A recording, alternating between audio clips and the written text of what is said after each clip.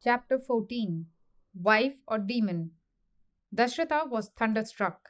When his mind resumed its function, he doubted the reality of what had happened. Could it be other than a hideous dream?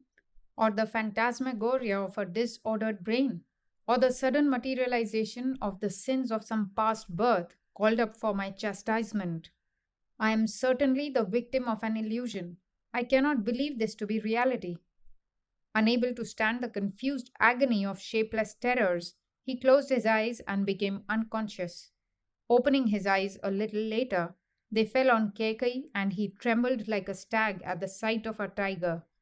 He sat up on the floor and moaned, swaying helplessly this side and that like a cobra held by the spell of a potent charm. Again he swooned. After a long interval, he recovered his senses and, with eyes turned to his tormentor and inflamed with helpless anger, cried out, "O wicked ogress, destroyer of my dynasty, what harm has Rama done to you? Has he not looked upon you as his own mother? I thought you were a woman. I now see you are a venomous serpent brought from far away and cherished in my bosom only to sting me to death." Kekai was unmoved and spoke not a word.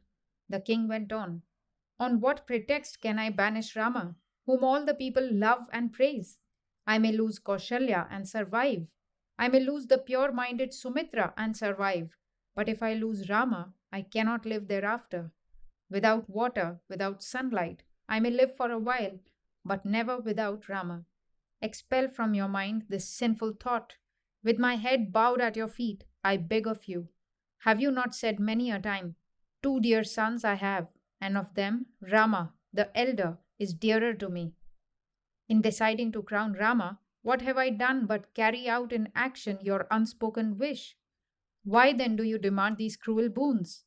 No, no, it cannot be really that you mean this.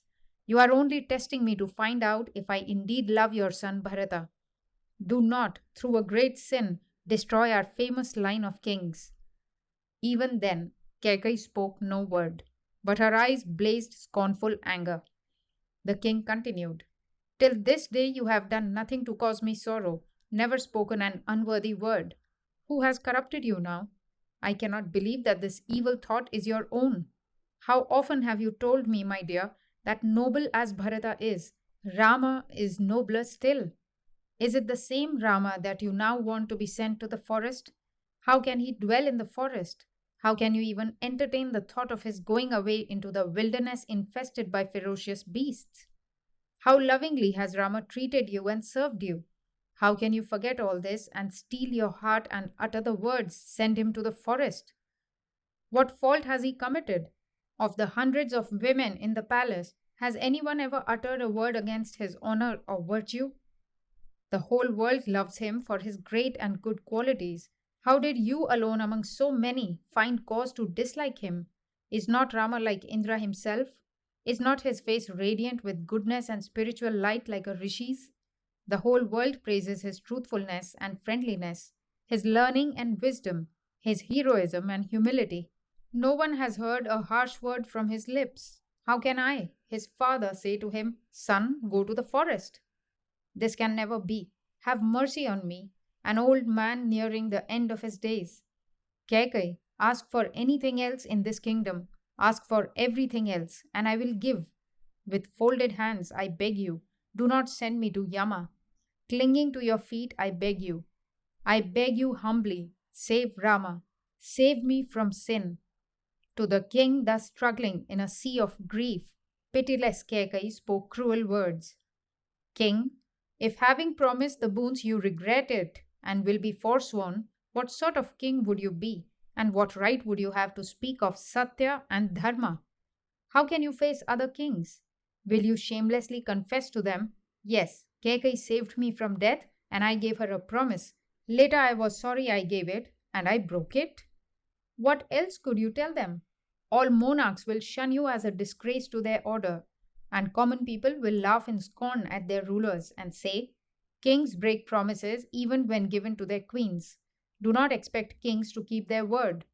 Do you not know that Saibya, to redeem the pledge he gave to a bird, cut the very flesh off his bones and gave it away? Have you not heard of Alarka, who plucked his eyes out to keep his word? The sea stays within its limits and does not overflow the land because it feels bound by its agreement. Do not violate your solemn pledge. Follow the path of your royal ancestors. Oh, I fear that you, their unworthy descendant, will forsake Dharma. You will crown Rama and you will dally with Kaushalya. What do you care what happens to Dharma? What do you care what happens to Satya? If you deny me the gifts you promised on oath, I shall this very night drink poison and end my life.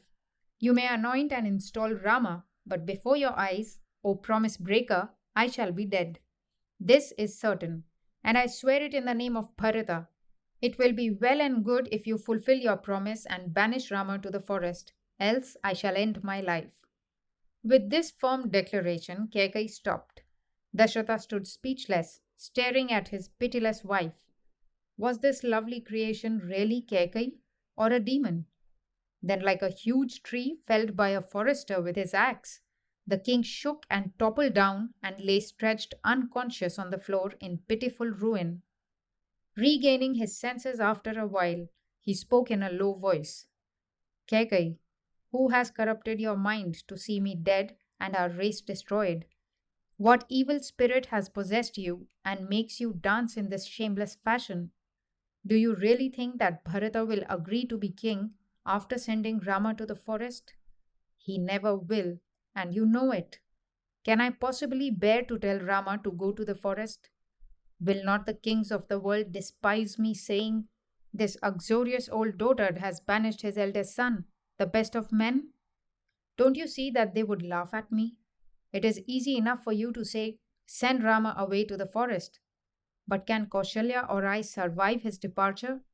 And have you thought of Janaka's daughter? Would it not kill her to hear that Rama is to go away to the Dandaka forest? Cheated by your face, I thought you a woman and took you for my wife. Like a deluded man, tempted by the flavor of poisoned wine, I was lured by your beauty into marrying you.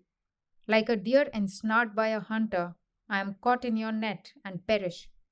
Like a drunken Brahmana in the streets, I shall be universally despised. What boons have you demanded?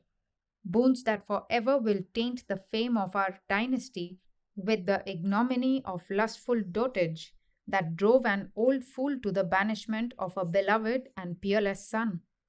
If I tell Rama to go to the forest, yes, he will cheerfully obey and go to the forest.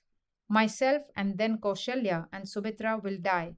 How will you enjoy the kingdom thus secured, O sinful, foolish woman? And will Bharata agree to your plans?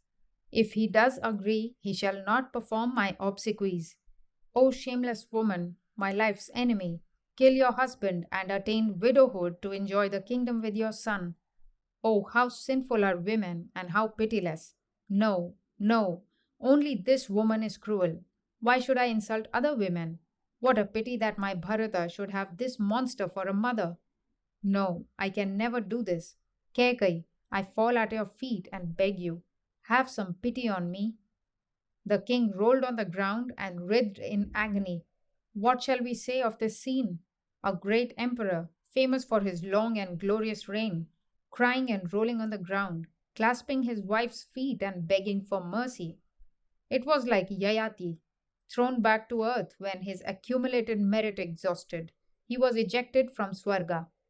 No matter how humbly he begged, Kekai was obstinate and said firmly, you have yourself boasted that you are a truth speaker, but now having sworn before the gods that you have granted a boon, you attempt to retract your promise.